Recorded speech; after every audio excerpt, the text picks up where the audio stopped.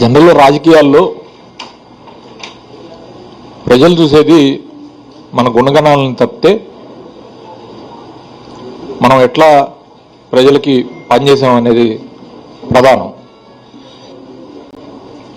సరే, ఈ జిల్లా మొత్తానికి నేను అనేక సందర్భాల్లో జిల్లా ప్రజలకి చెప్పా, లేదా రాష్ట్ర ప్రజలందరికీ కూడా చెప్పా. 32 సంవత్సరాల క్రితం నేను ఒక రోడ్ యాక్సిడెంట్లో, కార్ యాక్సిడెంట్లో నేను గాయపడిన సందర్భంగా నా కళ్ళకి దెబ్బ తగిలింది. అందులో ఒక కన్ను పూర్తిగా డ్యామేజ్ అయ్యి చాలా కాలంగా, దాదాపు 32 సంవత్సరాలకు కూడా నేను ఇప్పటికి కూడా సఫర్ అవుతూనే ఉన్నా. అయినా దాని నుంచి అధిగమించి నేను నా ప్రొఫెషనల్ క్యారియర్ కానివ్వండి, లేదా నా పొలిటికల్ క్యారియర్ కానివ్వండి, రెండు కూడా నేను కొనసాగించే తప్పితే దానివల్ల నేను ఎప్పుడు నీరసపడలే, లేకపోతే ఆత్మవిశ్వాసం కోల్పోలేదు. నేను ప్రజలకి ఫస్ట్ టైం పోటీ చేసినప్పుడు, ప్రజల దగ్గర ఓట్లు అడగడానికి వెళ్ళినప్పుడు కూడా నా ఆహార్యం ఇంతే ఉంది, నా బాహ్య సౌందర్యం ఇంతే ఉంది, లేదా నాకున్న లిమిటేషన్స్ ఏంటనేది కూడా ప్రజలకి తెలియజెప్పే 2 సార్లు గెలిచా. ఆయన నన్ను ఇప్పుడే కాదు, గతంలో నేను మంత్రిగా ఉన్నప్పుడు కూడా, ఆయన పిసిసి ప్రెసిడెంట్కి వచ్చినప్పుడు కూడా ఈ వ్యాఖ్యలే చేశారు. సరే, నేను ఒక విషయం అడుగుతా ఉన్నా. ఒక వ్యక్తికి 2 కళ్ళు ఉంటే ఎంతో విజన్తో పనిచేస్తారు.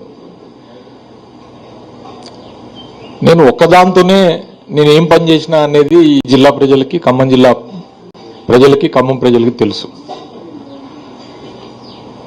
ఖమ్మాన్ని గతంలో ఎవరు ఊహించని విధంగా, ఎవరు చేయలేనంత అభివృద్ధి చేయడానికి నాకు ఆ లిమిటేషన్స్ లేదా ఈ బాదర్బందీలు ఏమి అడ్డం కాలే. మిత్రులారా, ఖమ్మం నగరంలో కానీ, లేదా ఖమ్మం జిల్లాలో కానీ ఎమ్మెల్యేగా లేదా మంత్రిగా నేను ఒక కన్నుతో పనిచేసి చేసిన అభివృద్ధి, మీరు 3 మంత్రులు ఉండి 3x2 అంటే 6 కళ్ళతోనే నేను చేసిన దాంట్లో కనీసం 10వ వంతన్న మీరు చేశారా అని నేను అడుగుతా ఉన్నా, ఛాలెంజ్ చేస్తా ఉన్నా. నేను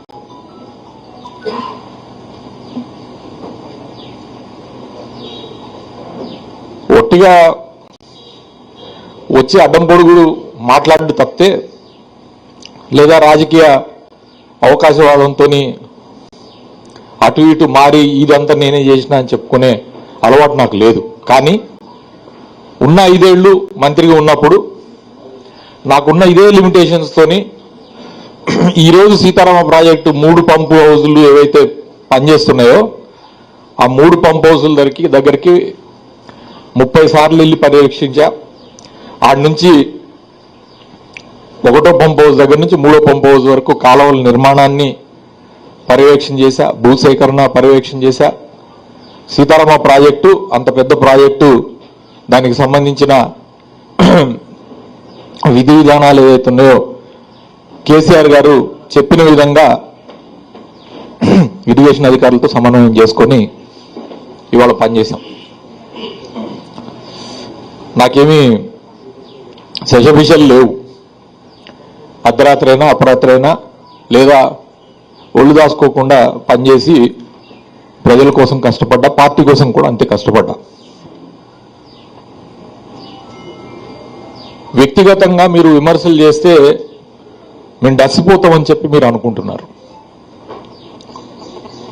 వ్యక్తిగత విమర్శల వల్ల కొద్దిసేపు మనసు చివుకుమంటది, కానీ దాన్ని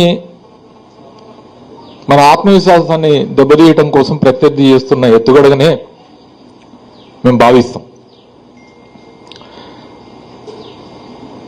మీరు మీ ప్రభుత్వం రావడం కోసం ఇదే జూలై మాసంలో ఇదే కాంగ్రెస్ సభ నిన్న జరిపిన సభ లాంటి సభని రాహుల్ గాంధీ గారిని పిలిచి మీరు పెట్టిన సభలో మీరు ఇచ్చిన వాగ్దానాలన్నిటినీ కూడా మీరు పూర్తి ఆరోగ్యవంతులైన ముఖ్యమంత్రి గారు మరియు ఈ జిల్లా ముగ్గురు మంత్రులు పూర్తి చేశారా నేను అడుగుతా ఉన్నా. మీరు 4,000 రూపాయలు పెన్షన్ ఇస్తానని చెప్పి ఆ రోజున ఖమ్మంలో రాహుల్ గాంధీ గారి సభలో ఇక్కడ ప్రకటన చేసిన వాగ్దానాన్ని నెరవేర్చారా? ముఖ్యమంత్రి గారు మీరు తిరిగినన్ని గుళ్ళు బహుశా నేను అనుకోవటం పెట్టినన్ని ఒట్లు దేవుళ్ళ మీద పెట్టినన్ని ఒట్లు బహుశా ఎవరు పెట్టుండరు రుణమాఫీ నేను పూర్తి చేస్తానని. మీరు నిజంగానే ఆ దేవుళ్ళ సాక్షిగా ఈ రాష్ట్రంలో ఉన్న రైతాంగం మొత్తానికి సంబంధించిన రుణమాఫీని మీరు మాఫీ చేశారా నేను అడుగుతా ఉన్నా. మొన్న యాసకాలం రైతాంగం మొత్తానికి మీరు అన్ని ఎకరాలకి రైతు భరోసా వేసి ఇప్పుడు వానాకాలానికి మీరు ఇక్కడ మీట నొక్కటానికి వచ్చారా? రైతు భరోసా ఇప్పటి వరకు 6 విడతలుగా రైతు భరోసా పడాల్సిన ఈ మూడు సంవత్సరాల కాలంలో రైతాంగానికి మొత్తానికి మీరు చెప్పిన విధంగా రైతు భరోసా ఇచ్చారా నేను అడుగుతా ఉన్నా. మహాలక్ష్మి పథకం ద్వారా మీరు ఇస్తానన్న ఆడబిడ్డలకి అత్తకి 4,000 పెన్షన్, కోడలికి 2,500 ప్రతి నెల ఇస్తానన్న డబ్బుని మీరు ఇచ్చారా?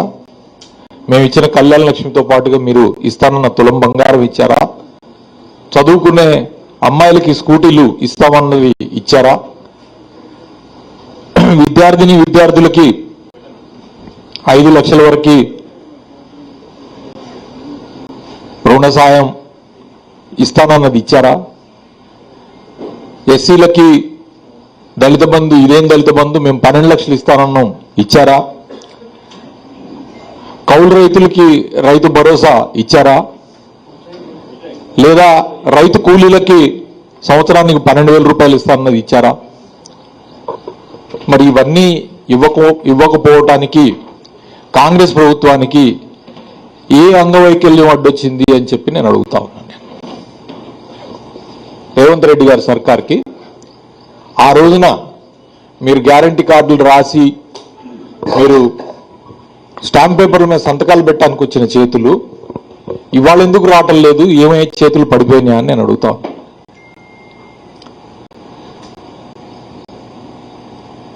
ఖమ్మం జిల్లాలో నిన్నొచ్చి మీరు పేలిన అవాకులు చెవాకులు కేసీఆర్ గారి మీద కానీ, హరీష్ రావు గారి మీద కానీ, కేటీఆర్ గారి మీద కానీ, మీరు చెప్పిన పిట్ట కథలు, లేకపోతే నా మీద చేసిన వ్యక్తిగత దూషణలు, వాటిని మీ విజ్ఞతకే వదిలేస్తున్నా. ఎందుకంటే ఒక వ్యక్తి ఒక పతాక స్థాయికి చేరిన తర్వాత చాలా విజ్ఞతతోనే ప్రవర్తించాల్సిన అవసరం ఉంటుంది. అది ముఖ్యమంత్రి స్థాయి అంటే అది చాలా పతాక స్థాయి. చాలా మందికి అది అందని ద్రాక్ష రాజకీయాల్లో కూడా నాయకులకి. అలాంటిది మీరు ముఖ్యమంత్రిగా మీరే చెప్తున్నారు చాలా కింద స్థాయి నుంచి జెడ్పీటీసీ స్థాయి నుంచి నేను ముఖ్యమంత్రి అయ్యానా అని. మరి జెడ్పీటీ స్థాయి నుంచి మీరు ముఖ్యమంత్రిగా అయిన సందర్భంలో మీరు ఆ ఉన్నత స్థితిలో ఉండి మీరు ప్రవర్తించాల్సిన లేదా మాట్లాడాల్సిన తీరు ప్రకారంగా మాట్లాడుతున్నారా? ఈ బాడీ షేమింగ్ అనేది మీరు ఇంకా నిరంతరం చేసుకుంటూ పోతూనే ఉంటే ప్రజలు హర్షిస్తారా? ప్రతిపక్షంలో ఉన్నప్పుడు మేము అధికార పక్షంలో ఉన్న నాయకుల మీద మీరు పర్సనల్గా వ్యక్తిగతంగా మీరు బాడీ షేమింగ్ చేస్తే కొంతమంది ఆనందపడి ఉండొచ్చు కాక, కానీ ఇవాళ ప్రజలు చూసేది ఈ చిల్లర మాటల కోసం కాదు.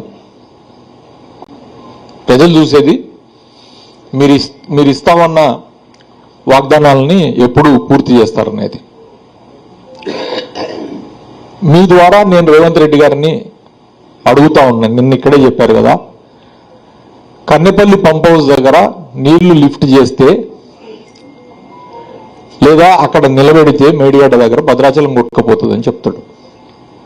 నేను మంత్రిగా ఉండి ఇదే ఒంటికన్నుతో నువ్వన్న నా లిమిటేషన్తోనే 25 లక్షల క్యూసెక్కుల నీళ్లు వచ్చినా కూడా ఒక్క ప్రాణం కూడా పోకుండా మేడిగడ్డ నుంచి భద్రాచలం దాటిన వరకు ధవళేశ్వరం వెళ్ళేదాని వరకు 25 లక్షల క్యూసెక్కుల నీరు కంటిన్యూస్గా మీరు చూశారు మిత్రులారు. నేను అక్కడే ఉన్నా 2022 సంవత్సరంలో. 2023 సంవత్సరంలో కూడా 16-17 లక్షల దాకా క్యూసెక్కుల దాకా వచ్చింది. గోదావరి జలాలు రాలేదా? గోదావరి జలాలు 25 లక్షల క్యూసెక్లు భద్రాచలం క్రాస్ అయిపోలేదా? భద్రాచలం కొట్టుకుపోయిందా? ఇప్పుడు అక్కడ 1,00,000 క్యూసెక్లు కూడా లేదు కదా, దాదాపు ఉంటే 1,00,000 క్యూసెక్లే. వాటిని ఎత్తిపోసి ఉత్తర తెలంగాణకు సంబంధించిన వరప్రదాయని కాళేశ్వరం, ఆ రైతుల ఆకాంక్షలు నెరవేర్చండి. ఎల్నినో సీరియస్ ఎల్నినో ఉంది, వర్షాభావ పరిస్థితులు ఉన్నాయి. మరి ఏ రకంగా ఎడదిరిగి ఎటు వస్తుంది అనేది అర్థం కావట్లేదు. వర్షాలు పడతాయో పడవో. ఇప్పుడు వచ్చే నీళ్లు కూడా ఇంద్రావతి నుంచే వస్తాయి. ఈ కాళేశ్వరం ప్రాజెక్టు కట్టినప్పుడు కూడా కేసీఆర్ గారు పదే పదే చెప్పారు, ఒకవేళ గనక పైనుంచి గోదావరిలోకి ఇన్ఫ్లోస్ మహారాష్ట్ర నుంచి కానీ లేకపోతే కర్ణాటక నుంచి కానీ ఇన్ఫ్లోస్ లేని సమయంలో కూడా మనకి ఇంద్రావతి నుంచి మనకి ప్రాణహిత నుంచి మనకి కంటిన్యూస్గా ఫ్లోస్ ఉంటాయి. అవి ఎప్పుడూ కూడా అక్కడ ఆ ఛత్తీస్గఢ్ అడవుల నుంచి వచ్చే వాటర్ దానికి 100% గ్యారంటీ ఉంటుందని చెప్పడం జరిగింది. అది అలా వాస్తవం. ఆ వచ్చే నీళ్లు కూడా పైనుంచి నాసిక్ త్రయంబకేశ్వరం నుంచి గోదావరి వచ్చేది అక్కడి నుంచి రావట్లేదు. గోదావరి ఇన్ఫ్లో ఇప్పుడు వచ్చే 1,00,000 క్యూసెక్లు మేడిగడ్డ దగ్గర వచ్చేది. ఆ వచ్చేది కూడా ఈ 2 ఉపనదుల్లో ఒక ఉపనది నుంచి ఎక్కువ వస్తూ ఉంది. దాన్ని ఎత్తిపోసుకొని మిడ్ మానేర్ నింపుకోవచ్చు, లేకపోతే ఎల్లంపల్లి నింపుకోవచ్చు, లేకపోతే ఇతరత్ర ఎస్ఆర్ఎస్పి పునరుజ్జీవన కార్యక్రమం అన్ని కూడా చేసి చూపించినాయి ఇవన్నీ. సరే, మీకు అహం అడ్డొచ్చో లేకపోతే ఇంకోటో కాళేశ్వరం పంపులు ఆన్ చేస్తే మళ్ళీ ఆ కాళేశ్వరం ప్రాజెక్టు గొప్పతనం మళ్ళీ మీరు ఒప్పుకోవాల్సి వస్తుందన్నో ఇవాళ అనేక అబద్ధాలు చెప్పి దాన్ని ఆ ప్రాజెక్టును పండబెడతా ఉన్నారు. కానీ విఘ్నులైన సీనియర్ నాయకులు వేరే పార్టీలో ఉండి కూడా ఈటెల రాజేందర్ గారు లాంటి వాళ్ళు కూడా నిన్న చెప్పారు, మీరు ప్రజల్ని శిక్షించకండి, రైతాంగాన్ని శిక్షించకండి. మీరు అక్కడ నీళ్లు ఉన్నాయనేది వాస్తవం. నీళ్లు ఎత్తిపోయటానికి మీకు ఏం అడ్డంకులు లేవు. కన్నెపల్లి పంప్ హౌస్లో బురదేం లేదు, అది కూడా క్లియర్గా ఇవాళ మీడియాలో వచ్చింది. సో దానిలోంచి నీళ్లు ఎత్తిపోయండి, రైతాంగాన్ని శిక్షించకండి కేసీఆర్ మీద ఉన్న కోపంతో మీరు అని చెప్పారంటే అదే వదిలిపెట్టారు. నేను అడుగుతా ఉన్నా, మీరు ఇక్కడ మంత్రి గారు ఒక ఆయన నేనే నీళ్లు తీసుకొచ్చా సీతారామ ప్రాజెక్ట్ అని. సీతారామ ప్రాజెక్టుకి కేసీఆర్ గారి మస్తిష్కాన్ని మదడిని కరిగించి ఆయన ఆ పంప్ హౌస్లు ఆ గోదావరి దగ్గర నుంచి నీళ్లు ఎత్తిపోయొచ్చు అనే ఒక ఆలోచన చేసి ఉమ్మడి ఆంధ్రప్రదేశ్లో ఎవరు చేయలేని సందర్భంలో పాత దుమ్ముగూడెం ఆనకట్ట దగ్గర ఓ 0.5 టీఎంసీ నిలబడే నీళ్ల దగ్గర అక్కడ ఆ సోర్స్ నుంచి మరి సీతమ్మ సాగర్ బ్యారేజ్ కట్టకపోయినా కూడా ఇప్పటికీ నీళ్లు ఎత్తిపోయొచ్చు అని చెప్పి ఇవాళ మీరు ఆదరాబాదరా ఒక లింక్ కెనాల్ ఏది దాని పేరు పెట్టారు, రాజీవ్ లింక్ కెనాల్ అని పెట్టారు. ఖర్చు పెట్టింది 100 కోట్లు. మేము సీతారామ ప్రాజెక్టు మీద ఖర్చు పెట్టింది 9,000 కోట్లు. 9,000 కోట్లు 3 పంప్ హౌజులు. మీరు చెప్తున్న ఇన్ని 100 కిలోమీటర్ల కాలువలు పంప్ హౌస్ 1 to 2, 2 to 3 అక్కడి నుంచి నువ్వు తవ్విన ఎలకతోకంత రాజీవ్ కెనాల్. సో మరి ఇవన్నీ మరి ముందు చేసిన కార్యక్రమం అంతా ఎవరిది? మా ప్రభుత్వాన్ని కాదా? అక్కడ మా కష్టం కనపడలేదా? మా సిన్సియారిటీ కనపడలేదా? ఇవాళ ఇక్కడ ఎత్తిపోసి తీసుకొచ్చి నెత్తి మీద జల్లుకుంటున్నారు కదా, పూజలు చేస్తున్నారు. నిన్న వైరా రిజర్వాయర్లో పడ్డాయి, సాగర్ ఆయకట్ట స్థిరీకరణ. మాకు కావాల్సింది అదే. భేషజాలకి పోవాల్సిన అవసరం లేదు. మీరు ఎత్తిపోస్తే మేము సంతోషిస్తాం. ఎందుకంటే కరువు ఉన్న టైంలో నీళ్ళు ఎక్కడి నుంచి అయినా తీసుకొచ్చే అవకాశం ఉంటే దాన్ని చేస్తే మంచిదే కదా. ఎవరైనా ఊహించిరా ఎక్కడ గోదావరి ఎక్కడి నుంచి పారుతుంది, దాన్ని ఎత్తిపోసి తీసుకొచ్చి కృష్ణా డెల్టా కలపొచ్చు అనే ఆలోచన ఉమ్మడి ఆంధ్రప్రదేశ్లో ఉన్నప్పుడు ఖమ్మం జిల్లాకు సంబంధించి ఎవరైనా ఆలోచన చేశారా? కృష్ణా ఎండిపోతే కృష్ణా ఆయకట్టు దాదాపు 2.5 లక్షల ఎకరాలు ఆయకట్టు ఖమ్మం జిల్లాలో ఉంది. మరి కృష్ణాకి నీళ్లు లేకపోతే, కృష్ణా పరివాహక ప్రాంతంలో మనకు కృష్ణా వాటర్ రాకపోతే మనం మొత్తం ఖమ్మం జిల్లాలో ఉన్న ఆయకట్టు ఏదైతే ఉంటుందో దానికి డేంజర్ అవుతుందనే ఉద్దేశంతోనే కదా ఆ రోజు ఆయన పాలేరు రిజర్వాయర్ కి మొత్తాన్ని కూడా రివర్స్ పంపింగ్ తోని ఇక్కడికి నీళ్లు తీసుకొచ్చి మళ్ళీ గ్రావిటీ ద్వారా పాత ఆయకట్టు 2.5 లక్షల ఎకరాల స్థిరీకరణకి సీతారామ ప్రాజెక్ట్ ద్వారా ప్లాన్ చేసింది కేసీఆర్ గారు కాదా? అది కాకుండా మళ్ళీ ఫర్దర్ గా 4.5 లక్షల ఎకరాలు బై గ్రావిటీ మళ్ళీ దీనికోసం మిగతా నాన్ కృష్ణా ఆయకట్టు ఏరియాల్లో కొత్త ఆయకట్టు సృష్టించడానికి కూడా ప్రణాళిక వేసింది కేసీఆర్ గారు కాదా? నేను అడుగుతా ఉన్నా. ఇవాళ ప్రాజెక్టులు లేదా నీళ్లు, రైతాంగం అవసరాలు ఇవన్నీ కూడా ప్రభుత్వం యొక్క continuous responsibility. It is the continuous responsibility of any government. ఇప్పుడు జవహర్లాల్ నెహ్రూ అన్నప్పుడు నాగర్ కట్టిరు అంటే ఆయన ప్రభుత్వం ఉంది అప్పుడు. దాని తర్వాత శ్రీశైలం కట్టారు, అప్పుడున్న ప్రభుత్వం తీసుకున్న చర్య. ఉమ్మడి ఆంధ్రప్రదేశ్లో తెలంగాణలో ప్రాజెక్టులు కట్టలేదు అనేది వాస్తవం. కాబట్టి కట్టనందుకు కేసీఆర్ గారు మనకి నదులు కిందకున్నాయి, భూభాగం పైకి ఉంది కాబట్టి మనకి ఎత్తిపోయటం తప్పితే, లిఫ్ట్ ఇరిగేషన్ తప్పితే, ఎత్తిపోయటం తప్పితే వేరే అవకాశం లేదనే ఉద్దేశంతోనే వీటన్నిటిని కూడా ప్లాన్ చేయడం జరిగింది. నేను అడుగుతా ఉన్న మిత్రులారా, ఇన్నాళ్ల నుంచి ఇప్పుడు 2.5 సంవత్సరాల నుంచి రేవంత్ రెడ్డి గారు తుమ్మిడిహట్టి గురించి కథలు చెప్తా ఉన్నారు. నీ తుమ్మిడిహట్టికి మరి మహారాష్ట్ర నుంచి పర్మిషన్ తెచ్చావా? ఇంకా నీకు మిగిలింది రెండు సంవత్సరాలు మాత్రమే. ఈ 2 సంవత్సరాల్లో తుమ్మిడిహట్టి దగ్గర ఒక 2 తట్టల మట్టన్న ఎత్తగలననే ఒక కాన్ఫిడెన్స్ మీ ప్రభుత్వానికి ఉందా?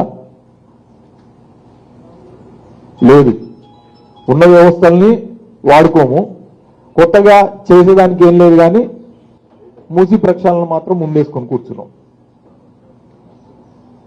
పిల్లల ఫీజు రీయింబర్స్మెంట్ కోసం అని చెప్పి 250 కోట్లలో వెళ్ళి టైం తీసుకుంటారు. 250 కోట్లంట ఫీజు కొత్త ఈ బ్యాచ్ వచ్చే స్టూడెంట్స్ కి అడ్మిషన్ చేయడానికి మేము ఆగస్టు 15వ తారీఖు లోపల చెల్లిస్తామని కోర్టులో నిన్న అఫిడవిట్ ఇచ్చి గ్యారంటీ ఇచ్చారు. 250 కోట్లు పిల్లలకి ఫీజుల కోసం ఇవ్వటం కోసమేమో మీరు ఎత్తుక్కుంటారు. కానీ 100 కోట్లు ఫుట్బాల్ మ్యాచ్కిను, లేకపోతే 200 కోట్లు అందాల పోటీలు పెట్టడానికి మాత్రం మనకి చేతులు బాగా వస్తాయి. సో అందుకని నిన్న వారు చేసిన కామెంట్స్ లేకపోతే ఇతరత్ర దాని గురించి నేను పెద్ద ఎక్కువగా చర్చించకపోయినా అది వారి విజ్ఞతకు వదిలేస్తూ, మరోసారి నా విజ్ఞప్తి ఏంటంటే మీరు ఇంకా జెడ్పీటీసీ